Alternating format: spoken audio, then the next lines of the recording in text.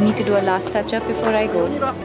দীপিকা পাড়ুকোন এখন জীবনের এক নতুন অধ্যায় উপভোগ করছেন।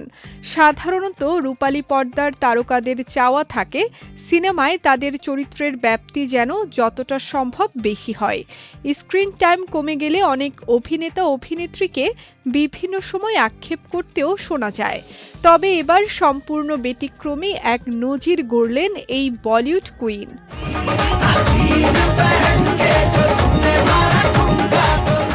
ভারতের একাধিক সংবাদ মাধ্যম থেকে জানা গেছে দিনে ৮ ঘন্টার বেশি কাজ করবেন না দীপিকা।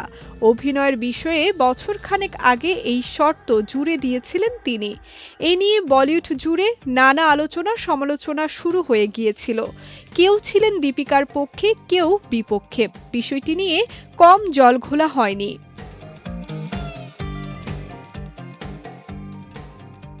তবে দক্ষিণী সুপারস্টার আল্লু অর্জুনের বিপরীতে রাকা সিনেমায় কাজ করতে সম্মতি জানিয়েছেন দীপিকা।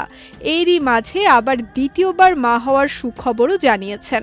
এরপরেই গুঞ্জন রাকা সিনেমায় পর্দায় দীপিকার চরিত্রের সময় কমিয়ে দেওয়া হচ্ছে। দীপিকা মাতৃত্বকালীন ছুটি না নিয়ে অন্তঃসত্ত্বা অবস্থাতেই শুটিং করার সিদ্ধান্ত নিয়েছেন। তবে তার শারীরিক অবস্থার কথা বিবেচনায় রেখে রাকা সিনেমায় তার চরিত্রটি কিছুটা ছোট করা হয়েছে।